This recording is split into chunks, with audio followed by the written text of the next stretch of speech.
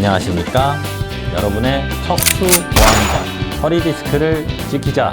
아니, 디스크를 지키자가 아니고 척추를 지키자. 제대로 한번 지켜봅시다. 유튜브 통해서 시청자 상담이 들어왔습니다. 후유장애 신청서에 대한 질문이 들어왔어요. 어떻게 하면 후유장애 신청서를 받을 수 있나요? 이게 후유장애 신청서, 후유장애 진단서라는 게 조금 복잡해요. 그리고 이게 엄격히 얘기해서는 의학적인 기준이 아니라 보험의 기준으로 돼 있는 거거든요. 환자분이 얼마나 치료를 받고 얼마나 후유가 남아서 환자분들이 얼마나 고생하시느냐의 기준이면 좋겠지만 사실 그 기준이 아니에요. 보험사에서 이 정도 되면은 이런 후유장애 진단서 갖고 오면 어느 정도 보장이 된다, 이런 기준들이기 때문에 사실 대부분은 우리 환자분들이 기대하는 기대치보다는 좀 떨어지는 게 많아요. 그리고 후유장애 진단서를 이렇게 그러니까 보험사에서 원하는 진단서 써와라, 그리고 의사가 써주면은 이게 두 개가 잘 안 맞는 경우가 많거든요. 그러니까 환자분 입장에서는 내가 이렇게 힘드니까 수술 받고도 아직 이렇게 힘든데, 아니면 치료를 뭐 받지 않은 상태에서도 이렇게 힘드니까 의사가 엄청 힘들다, 우리 환자분 되게 장애나 후유가 크게 남았다라고 이렇게 써주면 무조건 좋을 것 같잖아요. 근데 그게 그렇게 써줄 수가 없어요. 그리고 아무리 그렇게 써줘도 보험사에서 그거를 다 인정하지도 않아요. 그러니까 적절한 그 범위 내에서 기준점에서 그 합의점을 찾아야 돼요. 그래서 저 같은 경우는 후유장애 신청서나 진단서 원해서 오시면은 일단은 그 보험사에서 원하시는 양식이 무엇인지를 정확하게 물어보셔야 돼요.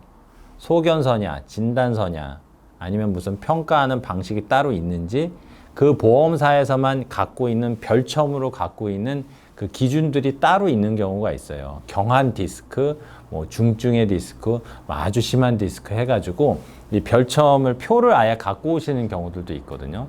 그러니까 일단은 병원에 오시기 전에 그 보험사에 속해 있는 기준들을 명확하게, 그리고 양식이 정확히 어떤 양식인지를 갖고 오시는 게 일단은 중요하겠습니다. 그리고 후유장애를 평가하는 방법이 여러 가지 방식들이 있어요. 이것들은 산재 관련해서도 뭐 있는데, 맥브라이드 방식이라고도 있고 AMA 방식이라도 있고, 뭐 아니면 그 외에 뭐 보험사만이 갖고 있는 따로 기준들이 또 있는 것도 있습니다. 그거는 뭐냐면 환자분들이 평소 생활하시고 갖고 계신 직업군에 따라서 사실 조금 달라질 수가 있잖아요. 내가 중장비 업을 하고 육체 노동을 하시는 분인데 이렇게 장애를 당하면은 자기의 모든 경제적인 손실이 진짜 엄청 큰 건데, 내가 또 이렇게 사무직이고 이렇게 가만히 앉아서 관리 감독하고 계시는 분들은 또 조금 차이가 있겠죠. 그분들의 어떤 경제적인 손실 차이가, 일하지 못하는 거에 대한 그런 기준들을 아주 자세하게 직종별로 나눠놓고 뭐 이렇게 하는 방식들이 있고, 또 하나는 AMA 방식이라고 허리 수술을 했거나 그랬을 때 움직이는 허리 범위의 각도가 뭐 원래 90도까지 움직여야 되는데 뭐 60도로 제한이 됐다, 45도로 제한이 됐다. 그런데 사실 그거 정확하지가 않죠. 엑스레이로 찍어서 움직임을 이렇게 평가를 해서 이제 각도를 재는 건데, 실질적으로 의사들이 그거를 하나하나 각도를 다 재는 경우는 많지는 않습니다, 사실은. 왜냐하면은 그 각도라는 게 정해져 있는 어떤 루틴 각도들이 있어요. 그러니까 수술을 한마디 했다 하면은 한마디 했을 때 어느 정도 움직임에 제한이 있겠구나, 이거로 이제 평가를 해서 임상적으로 추정해서 판단해서 써드리는 거거든요. 근데 이게 한때 많이 유행을 하다가 요즘은 점점 이런 방식들이 점점 없어지고 있어요. 왜냐하면 너무 애매모호하니까 의사들도 자꾸 이런 것들을 쓰기 싫어지고, 그리고 보험사에서도 그런 것들을 써와도 자꾸 믿지를 않고, 이러다 보니까 자꾸 약간 실효성이 떨어지는 거죠. 근데 제일 좋은 거는 보험사에서 원하는 그 별첨 기록, 그 기준들 따로 갖고 있는 그 표가 있어요. 이분이 어떤 치료에 어떤 수술을 했는지 그 가나 다라 이런 항이 있거든요.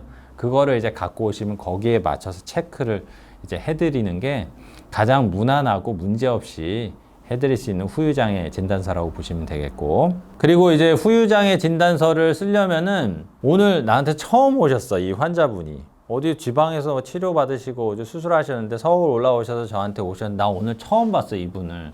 근데 저한테 후유장애 진단서 써달라고 그러세요. 그럼 못 써드려요. 써줘도 안 믿어, 보험사에서도. 왜냐하면은 내가 이분을 치료를 해본 적이 없고 이분의 어떤 치료를 했을 때 상태가 어떻게 변해야 되고 이런 거를 해본 적이 없잖아요. 그래서 보통은 관례상 내가 치료를 해가지고 주치의로서 한 6개월 정도, 한 달에 한 번, 뭐 2달에 한 번이라도 제가 이제 몇 번을 이제 팔로업이라고 추적 관찰을 해서 그거에 준해서 써드리는 건데, 처음 와가지고 저 후유장애 진단서 받으러 왔어요 이러면은 보통 의사들이 귀찮아가지고 아유 뭐 나 환자분 잘 알지도 못했는데 내가 이거 어떻게 써요? 이게 아니고, 죄송하지만 환자분에 대해서 정확하게 알지 못하기 때문에 실효성이 떨어진단 말이에요. 그래서 이거는 수술 받은 병원 가서 이제 받으세요 이렇게 하는 게 단지 그 의사들이 매몰차고 냉정해서 그런 게 아니라 어느 정도 이제 환자분을 충분히 알아야, 이게 법적인 이게 어떤 서류잖아요. 의사들도 의사 면허를 가지고 이제 써드리는 거니까. 그래서 그거에 대해서 너무 서운해하지 마시고, 가급적이면은 수술이나 시술이나 추적 관찰한 그 치료를 받은 병원에서 이거는 후유장애 진단서를 받으셔야 되고, 만약에 처음 간 병원에서 받기 원하시면은 그 병원에서 한 3개월 내지 6개월 정도는 치료를 받으시다가 이제 파악이 되면 그때 가서 보통 써드릴 수 있겠다.